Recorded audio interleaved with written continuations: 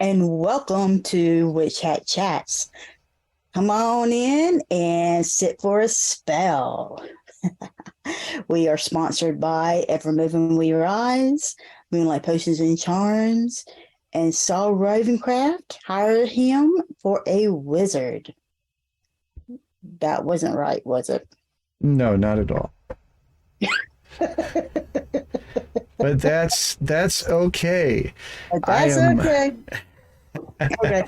So I am the wizard for hire, because I have been saying Saul Ravencraft wizard, and that resonated. People enjoy that, but I've decided that I want to emphasize part of that I am for hire, not just a pretty face. Yes, and I am your goddess host, Miss Nikki, and then this is the wizard down here, down there, down that way, or that way, whichever way we want to point. The wizard for hire, who is our co-host, Saul Ravencraft. There we go. There we go. We'll get it right. So how did you survive the ice apocalypse? It's cold. We actually had a accumulation of ice for several days, and it just knocked a lot of things down. It's the reason why we weren't with you last Sunday, was that electricity and internet and all those things that are required to make this happen just weren't they weren't working. We got out pretty well. There were a lot of people that had more trouble, but what happened with us was when power comes into your home, there are two lines that come in, two 120 volt lines, and those two get combined to make a 240 volt line to run things like your heater and your water heater and your dryer and your stove. And one of my lines had snapped, so we had electricity, but we didn't have all of our electricity. Mm-hmm. And so we had no heater, but we could run space heaters. We had no stove, but we could run the microwave. And we had no hot water. And I had something I had to do, and I tried to shower with that, but that water was like 30 degrees. It just, well, maybe closer to 40, 30, it would have been frozen. But it was, I tried, and it was pathetic. It was pathetic. So I had to just make do. But a lot of tree damage, because in the Austin area, we've had the big freeze that happened a couple of years ago, and then we've had drought, and the trees are all very stressed. And so you hang all this ice on them, and a lot of them just could not take it. And there was one tree that we planted when my daughter was born to provide shade into her window. And it's, I think, a pistache of some sort. My wife picked it out. Well, my daughter moved out a couple of weeks or so ago, and that tree just split. And I don't know. I don't know if it will survive. But that was kind of interesting. And so yeah, it's been interesting. And believe it or not, there are some people in Austin that, as the time we're talking right now, are still without power. They've been without power for a week. And yeah, it's just extraordinary. My situation did get fixed. We lucked into it. I just happened to talk to some guys working on another project, and there was a guy that I guess was a supervisor that went, well, while we're here, we can take a quick look. And they were able to fix it quickly. So, wizard. Sometimes he's manifest. So did y'all have to deal with a lot of ice, or was it just cold? It was just cold for us. Yeah. So, and it was cold, and of course it rained. Right. We are so sick of the rain. We have been trying for months to fix our fence because we've got a big boxer next door, and our boxer and our little chihuahua do not get along. So the boxer has kind of punched a hole in, and it's moved the fence a little bit, and every time it's been raining and raining and raining, and we've been wanting the ground to kind of solidify, and every time it starts to try to dry out, it rains. Well, you can send some of that rain my way. We'll take it. I've been trying to send it your way. And then when we finally started to send it to California didn't send any right now. So, oh, wow. There you go. All righty. So, you want to know what our divination is? Yes, indeed. All right. So, our T divination is when nothing goes right, go left. Wise word. Yeah, no kidding. No kidding. They say insanity is doing the same thing over and over and expecting different results. Also, although they also say that two wrongs don't make a right, but three lefts do. Yes. So, what is our marvelous little bit of topic that we are going to be discussing today? Well, I think you and I have had a lot of stuff going on and a lot of changes going on. And I think... I think that I was asked a question, and I told this person, I said, you know what? This is a question I am going to ask my friend, my brother, Saul Ravencraft, because he is the one who does more of this than I do. And you know how Saul does all this kind of weird, kind of stuff, with the spirits and stuff.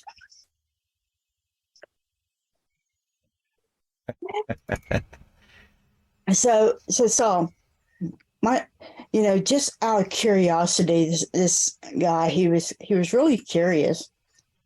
When you're in the middle of, like, let's say a seance. All right. Or some form of entertainment type of stuff. You're sitting down with a group of people, and for some reason, something kind of goes weird, a little crazy. You mean like every time? Not something real Hollywood like, they're not throwing things, across the room or anything like that. But, something that goes a little bit off, a little bit weird. Things are going just a little bit out of normal, Yeah, I hear you. So do you let it continue to go out of normal, or do you just try to write it off, try to bring it back in and just explain it away? Well, let's pause for a moment and talk a little bit about exactly what it is I do, because it is difficult to explain, which has been a problem for me to spread the word and get more people engaged. And yet I feel that what I'm doing is just the right thing. It's just understanding how to describe the context. So I have a couple of modes. There is a metaphysical mode. It's where I am when I'm on Witch Hat Chats. I am a magical practitioner. I am genuinely curious about the occult, and all of my interests in that are sincere. When I do a seance situation, I am sincere in what I'm doing. Having said that, there are sort of two flavors of how that may go. There are the ones that I will do with people who are seriously concerned about something, seriously interested in deepening their spirit connection. And then there are people that are just kind of curious. Gee, I wonder what it's like to have a seance. So depending on the people that you have is going to be the nature of the experience. The people who are genuinely interested in opening themselves up to spirit connection will sit for a couple of hours waiting for something to happen and being patient and breathing and doing that sort of thing. Those that are side curious are a little less interested in doing that. And so there are very different modes that I approach each one. When I'm doing entertainment, I am genuinely using my intuition to connect with things, doing my best, but I also recognize that it is a show.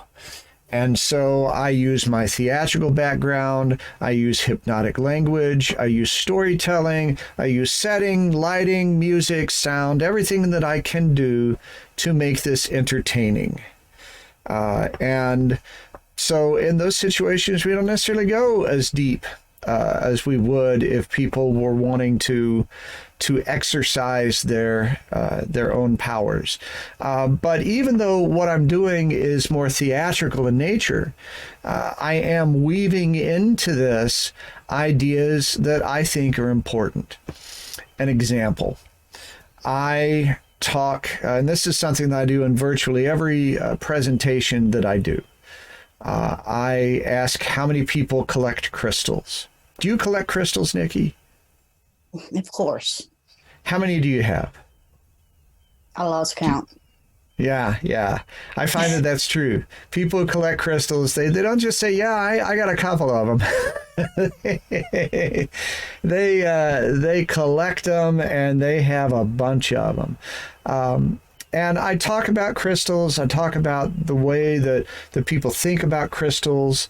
And I joke a little bit about how crystals are judged by their mathematical perfection, even though any crystal, no matter how rough it is, has that vibration. And so you can save a lot of money by going for the ugly crystals. But then I pull out a river stone. And the river stone is a rock that falls in the water. And the water caresses it over days and years and centuries, and it wears away the rough corners, and it reveals the inner qualities of the stone. River stones have the energy of both water and earth, which make them grounding and healing. And river stones you can just find laying next to the river. You don't have to go into a big fancy store or wait for the metaphysical fair to get that thing. It's just there for you. And so I pass around this stone to the group as a whole, or a portion of the group, depending on the size I'm working with.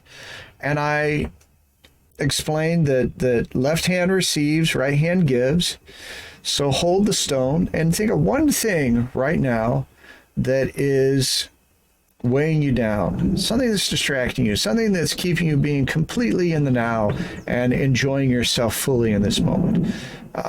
And I give a few examples. And just take the stone, put one thing into it, just imagine it going into the stone, and then pass it on to the next person. It doesn't take long. Just send one thing and send it on. Now, if you feel like you need a long time with the stone, see me after. And that always gets a laugh. And then we start the stone around. In the meantime, I get someone to come up who is willing to do something on behalf of the entire audience.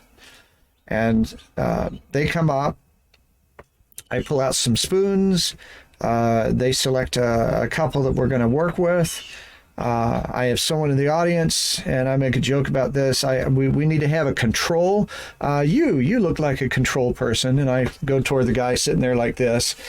And he picks the spoon we're not going to do anything with it. He just holds on to it. Stone makes his way up. Person helping me puts their thing into the stone. And then I have them put their hands out, the stone in the left hand and their other hand out. And I hold the spoon in my hand, and we have them do a vocalization. They basically yell at the spoon. And just let that energy from the stone help focus that. And as they do that, the spoon visibly bends. It is pretty cool. And they feel a difference in the stone. And we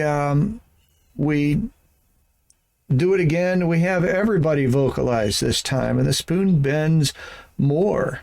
And they feel a definite difference in that stone. And I send them back to the audience with the stone so that anytime they are feeling stressed out, they can just send that into the stone. But then I talk about grounding, that you saw what that energy could do, and you got to let go of it somehow. Mm-hmm. Otherwise, it goes in your heart or your liver. And that's not where we want that. And it doesn't have to be difficult. It can be a walk in the woods. It can be a bath with a glass of wine, maybe a bath with a bottle of wine. But you got to take the time to let that stuff go. Otherwise, you get very weird, and not in a good way. And so we've done something theatrical. We've done something fun. There have been funny moments and all of that. But out of it, there's something real about taking the time to ground yourself and do self-care. And nobody knows who that appointment is with. Nobody has to know. You just booked for this hour while you breathe or whatever. And once you develop the habit of making yourself your own customer, and doing that private work, it's better. And it's funny, after the last performance I did where I got to do that in Houston a couple of weeks ago, the person who had brought me over had a photo of a moment in that show, and she said, now I'm off to find some river stones. That's stock. Right? And so a lot of the things that I do, we stay at that kind of high level. But then there are situations where it goes a little deeper. And this gets into when I do spirit messages, which is something that I do. Now, the spirit messages are going to be driven by what people ask. And so when people keep that ask at a high level, then that's where we stay. And they're kind of general, and sometimes they're funny. But sometimes people will ask. Now, I think I've got time to tell you this before our break. I'm gonna go quick. So one of my first encounters with this is when I was just purely theatrical, and I wasn't even thinking about the deeper meanings of what I could be doing. I was at the Museum of the Weird. Very early on, there wasn't a tour or anything. I would just sit in this upper room and hold court. People would make their way up, they'd stay as long as they wanted, and then they would leave when they wanted. And I would just do stuff, and we'd talk, and it was interesting. So at one point, I was doing an experiment where I tried to get someone's name. And they focused on the name. There was 3 young ladies, and one of them focused on this name. And I said, I want you to imagine that you go and the phone rings, and you pick up the phone and you say, hello, and this voice says hello, and you recognize the voice, and you say, hello, Daniel?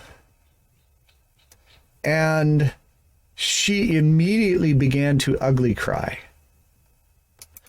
And I panicked inside, because everyone I talked to about going deeper and doing the kinds of things I was doing, working with the ideas that I was working with, instead of just doing card tricks like you should do, opening that door, said that you were going to hurt people, and you would start to become nefarious and cheat them out of money and all that kind of thing, which didn't feel like me, but that's what they said.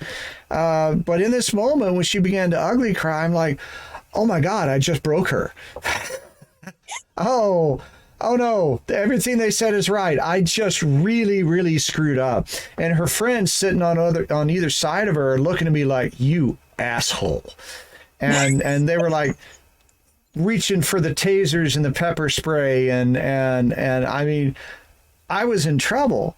And I didn't say anything. My training had been, when things get too heavy, you tell a joke or something like that. Don't let it be serious. But in this moment, I was for some reason inspired to do nothing. And after a moment, she went, no, it's okay. And she explained that Daniel was someone she had known in high school, which wasn't too far away for her, who had committed suicide. And for whatever, and she had always wondered if he was okay. She had been concerned about him. And for whatever reason, me finding his name, me saying that name, she decided that meant he was okay. I didn't ask her to think of a dead person. I thought she'd think of a boyfriend or something like that. It freaked me out that she thought of a dead person who had committed suicide. She put a lot of weight on me in that moment that was supposed to just be a fun little experience here, a little intuition game. But it taught me that sometimes with what I do, it becomes bigger than me. Mm-hmm. That we're just having fun, but I never know what people are going to put on this and what they're going to get from it. And so I try to do everything through love. No judgment, no manipulation, right? And I also try to deal with people where they are and what they put into it. And sometimes I have to deflect an emotion like that and go, can't do this right now, but let's talk later if you want to. And we move in a different direction. But I don't ever make fun of what their reaction is, and I don't ever try to make it unimportant when something weird is going on. And I also don't try to shut it down the way that I used to. So we can talk more about some odd experiences and where my peers who are in the entertainment industry don't know what to do with me. And it creates some trouble for me. Fair enough? And with that,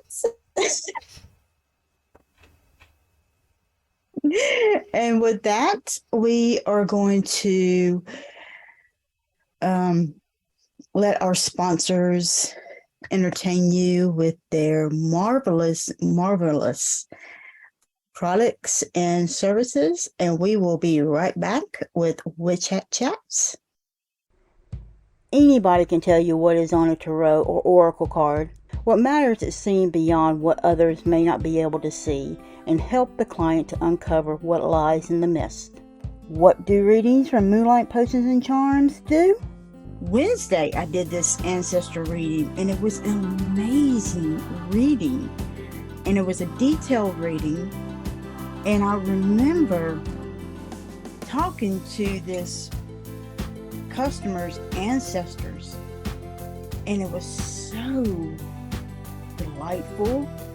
And he wanted some questions to be answered about the magic in his family because he didn't know.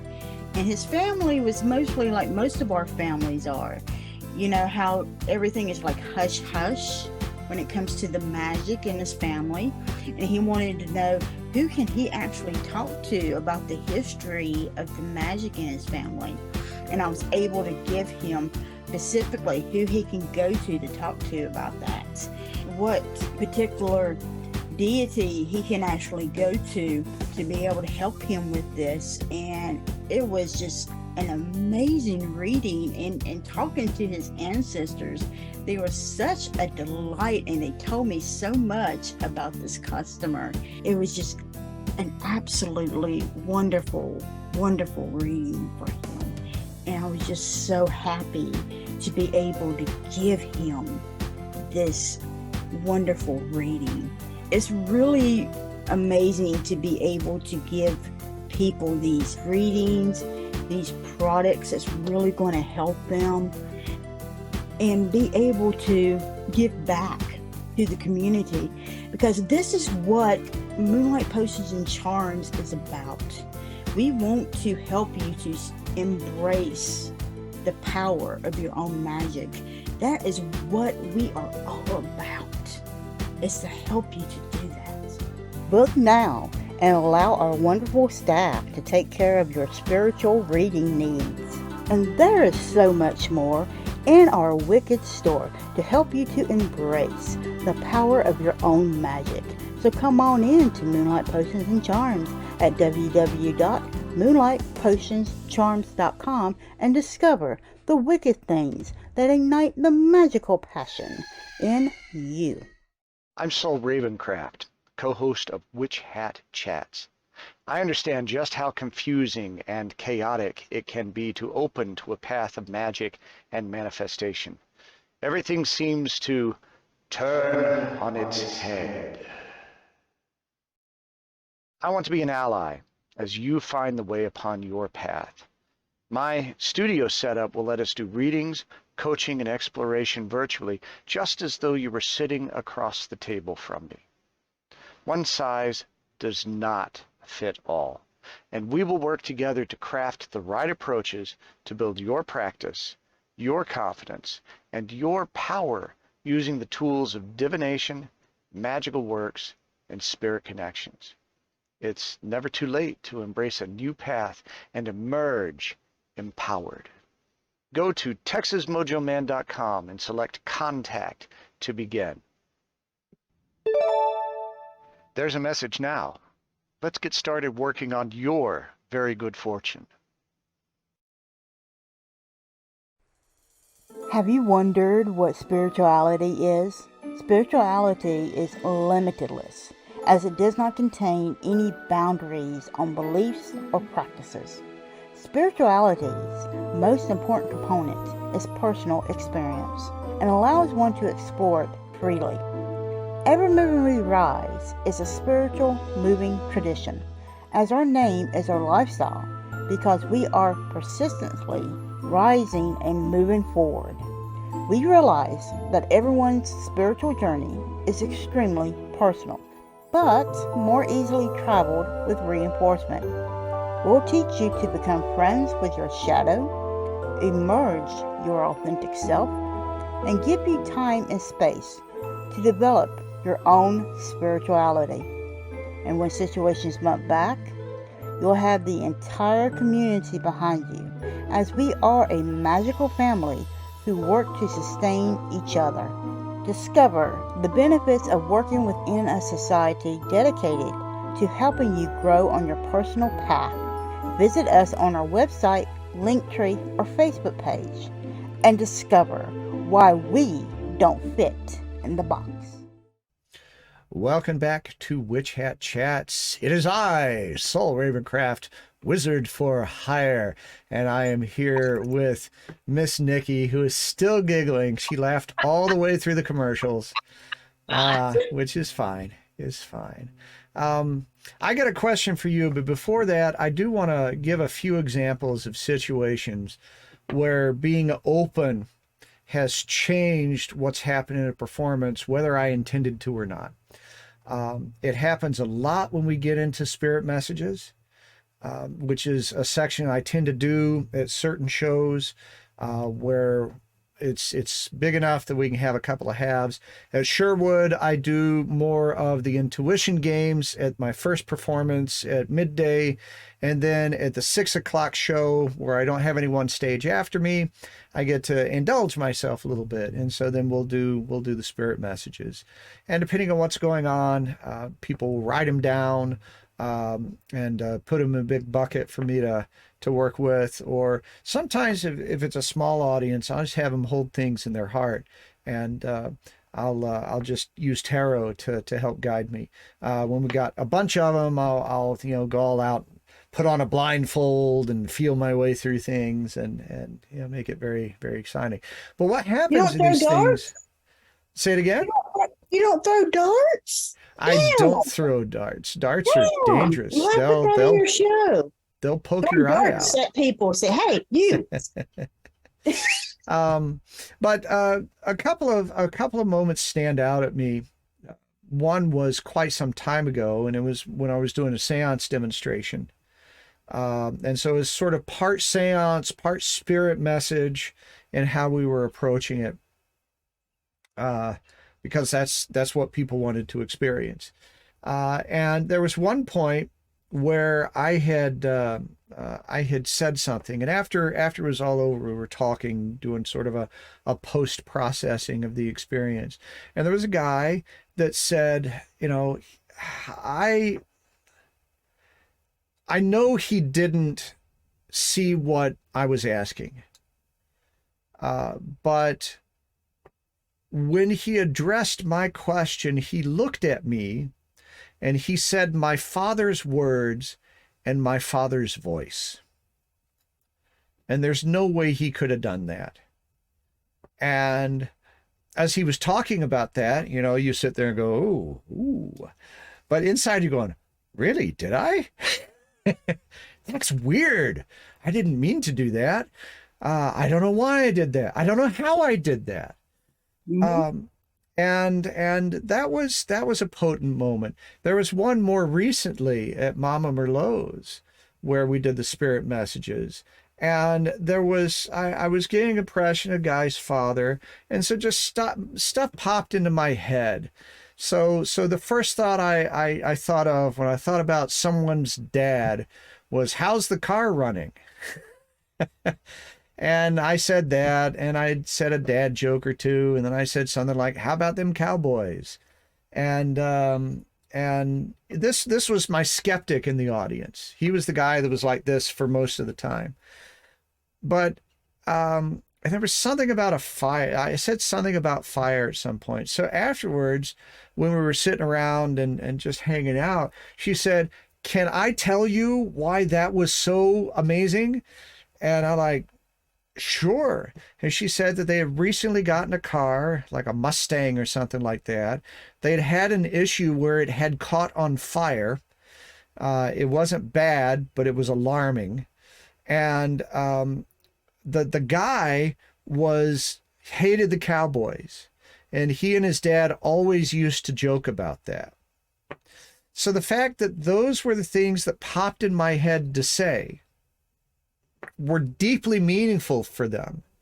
And I thought I was just being a smartass. Right? And it's this idea of assuming the Godhead, the idea of in ancient Egypt in the temple, that if you were in the temple of Anubis, that sometimes you would take a shift and you would wear this elaborate mask of Anubis.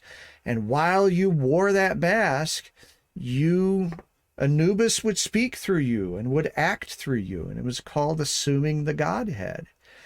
And I used to have a very cynical view of that. Well, yeah, someone would put on the Godhead and they'd say, oh, you need to sleep with a priest or something like that. You know, it came from Anubis, can't be wrong. A very cynical view of that. And now I kind of get it, that the universe will work through you if you open yourself to it. And it doesn't have to be some deeply serious ritual where you're going to do it. It can be in the midst of just doing your stuff. Now, I know you have got some kind of stories where the universe, the gods, the goddesses, things bigger than you have intruded on your ceremony to either show themselves or teach you something. You got to have a story. Well, like I told you, all my life, the dead have always been around me. And I grew up with two brothers who, it was a miracle that I actually survived to adulthood. Now, you told me that your brothers were only mentally dead. Oh my God. My brothers would lose me all the time. I had one that he drove the bus. He drove a school bus. And I used to hate it when my mom would say, oh, don't ride your normal bus home. You need to ride the bus that your brother's driving. Because 9 times out of 10, it was never the right bus that I was told to get on. And so the first time that this happened, I was 5 years old. And I got onto the bus. And of course, it wasn't my brother who was the bus driver. So I tried to get off. And the teachers refused to let me get off and get onto my normal bus. And so when you're 5 years old, and this bus is going to go nowhere near your house, and you're forced to stay there, yeah, you're absolutely, you have no understanding on how the hell you're going to get home. And by the way, this was back before they had cell phones. Yeah, sure. Before they had the internet. If you had a pager, that meant you were a drug dealer, or you were a police officer. So either you were a police officer or a drug dealer if you had a pager. And they had what was called pay phones back then, which they don't have those now. So I'm 5 years old. I'm on this bus. And of course, I'm crying because I have no idea how the hell I'm getting home. Right. And I didn't want to go back to my elementary school. And so people are trying to calm me down. And I know, and I'm scared that I'm going to get in trouble with my mom because I'm not going to be home. And so here I am. And I talked to the bus driver. And back in those days, they were not as strict as they are now when it came to little kids. Right. And so I saw one of my sisters had passed the year I was born, so I never got to meet her. Her name was Michelle, and she was 4 years old. And I got to see her, and she told me to get off at Dunbar School, which was another elementary school. And so I convinced the bus driver to let me off at Dunbar School, which was a school that my bus was always has stopped at before they went to my house. So this bus driver, who would never do it now, They would never do that stuff now. Let me off at Dunbar. And so I sit down right there outside of Dunbar School. I have no idea how long it was before my bus came. But I sat out there, Dunbar School, with my ghost sister and another little ghost boy who I didn't realize until many, many years later was my uncle, who happened to be my mother's brother who had died. And she was a child. And to get me onto the bus that went to my house. And so when that bus came, I got onto that bus and I was able to go home. So they had appeared to me several times to get me home. So if it wasn't for them, I never would have got home. Right.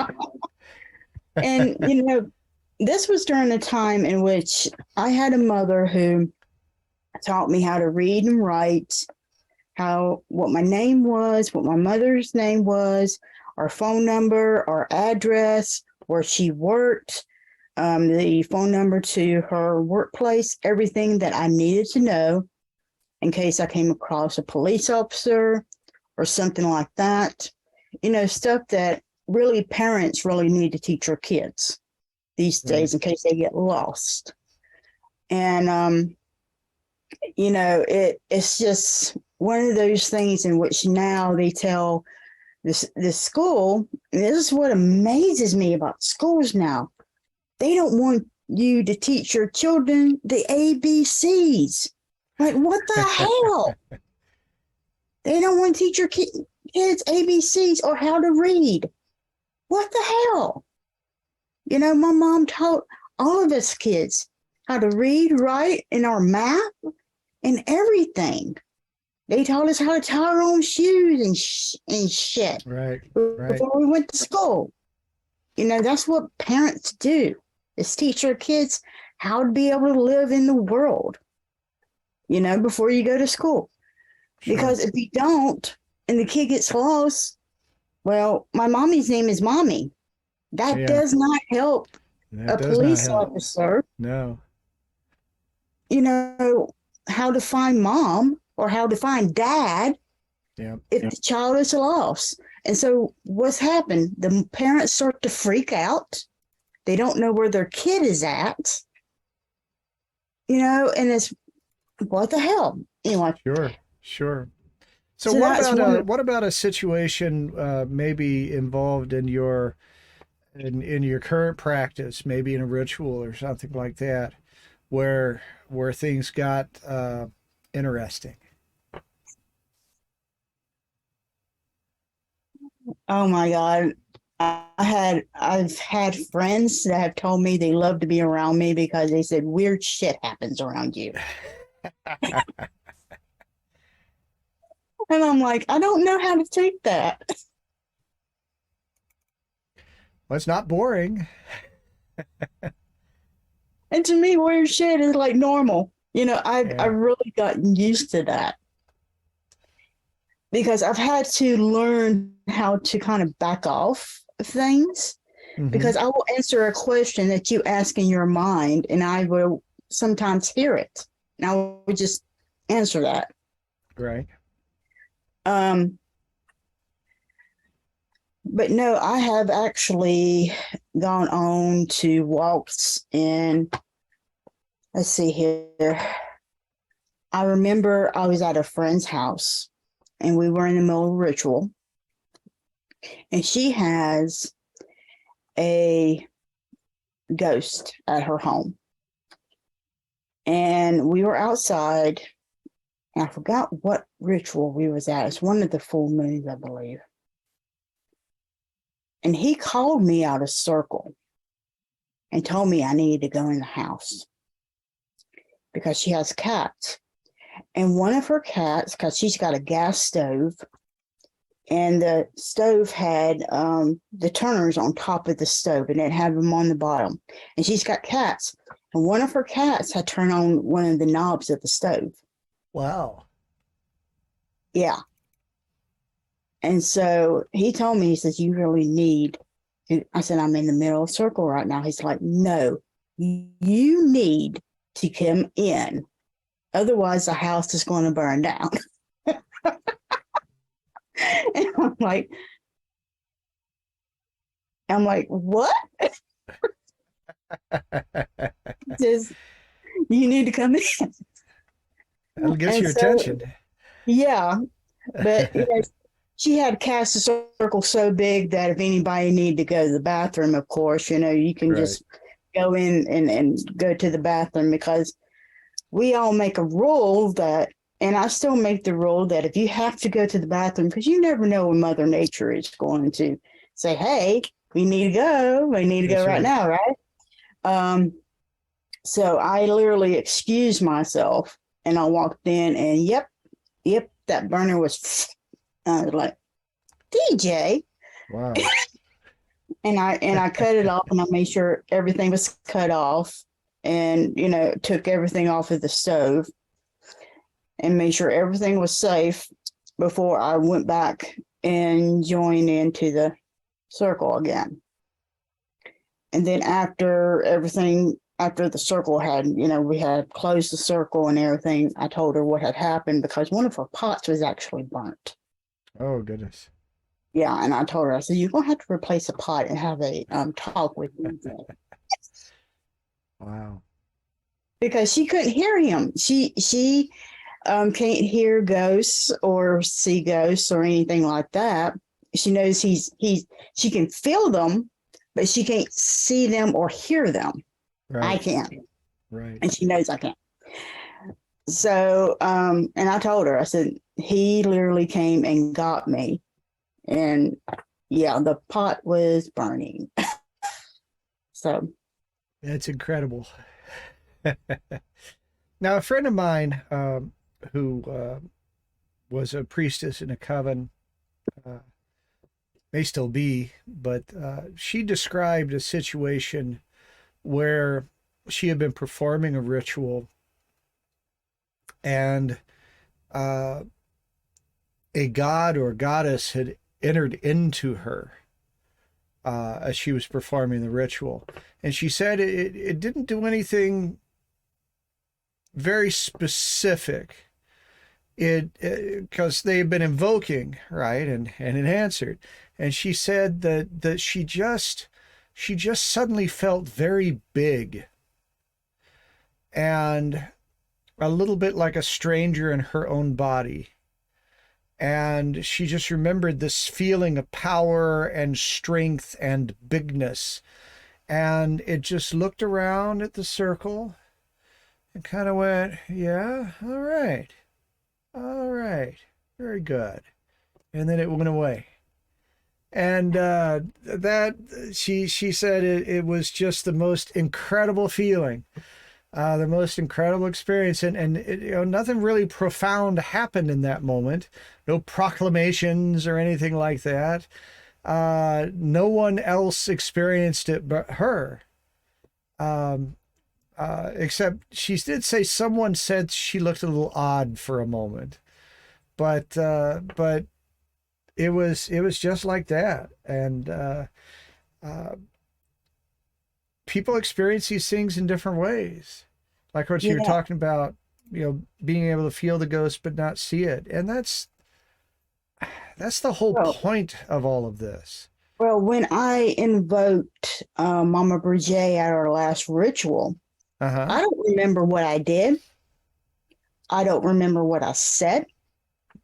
I don't remember anything, but I do know that it's gone. All right. That is what I do know. Well, we'll look forward to the stories surfacing about Nikki and that crazy ritual. Yeah, that I was told that I did a really good job with her. It wasn't recorded.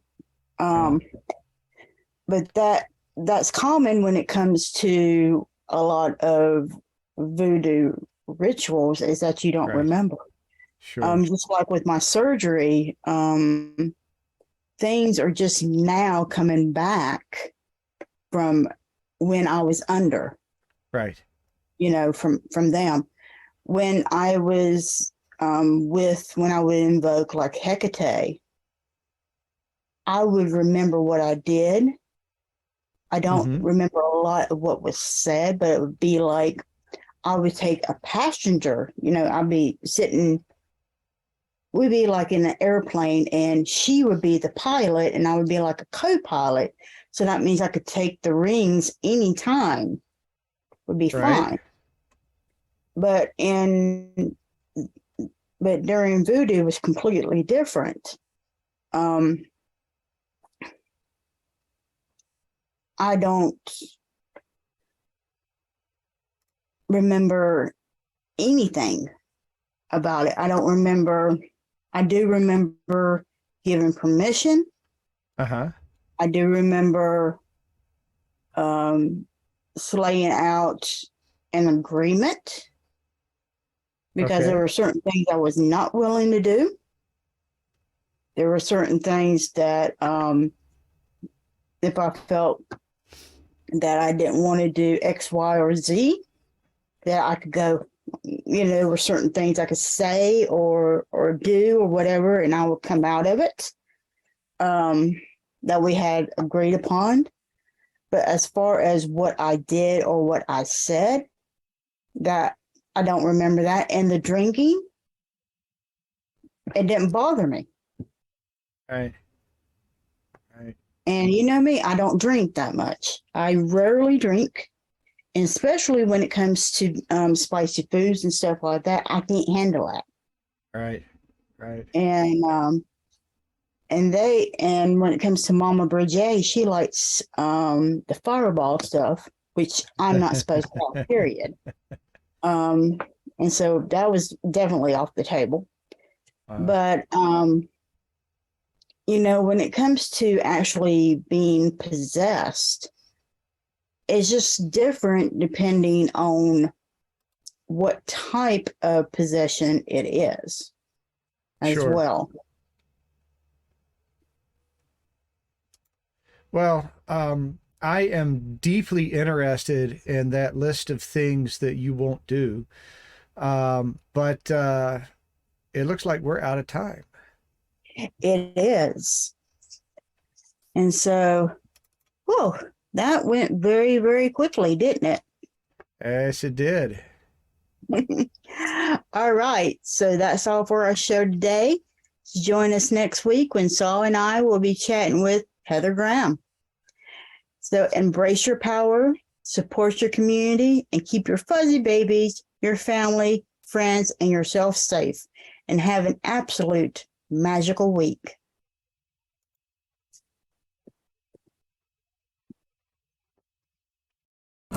I know some people who like to chat. I think they're witches, how about that? And every Sunday at 12 o'clock. And if you're hurting, they're willing to talk.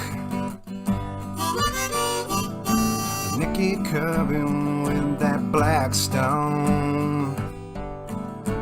I agree, Evermoving We Rise. Life and soul with a beautiful mind. I give you blessings under moonlight. I know some people who like to chat. I think they're witches, how about that? And every Sunday at 12 o'clock.